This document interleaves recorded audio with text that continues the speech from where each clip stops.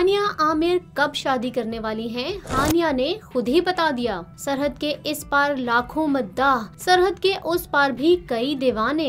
मशहूर और मारूफ पाकिस्तानी अदाकारा हानिया आमिर करियर की तमाम ऊंचाइयां छू रही हैं। इसी बीच अदाकारा ने शादी से मुतालिक बड़ी खबर सुना दी। हानिया आमिर हाल ही में एक प्रोग्राम में शरीक हुई, जहां मद्दाहों ने उनसे मुख्तलिफ सवालात किए। शादी से मुतालिक एक सवाल के जवाब में हानिया आमिर ने कहा कि अभी उनका शादी का कोई इरादा नहीं। हानिया आमिर ने अपनी बात को जारी रखते हुए ये भी कहा कि सादा सी लड़की हूँ, जब भी शादी करूंगी ढिंढोरा पीट दूंगी और सबको बता दूंगी। एक और सवाल के जवाब में हानिया आमिर का कहना था कि सरहदों पे लगे बॉर्डर्स अवाम को जुदा नहीं कर सकते। आप दिल से जिसे पसंद करते हो उस पर कोई पाबंदी नहीं लगा सकता।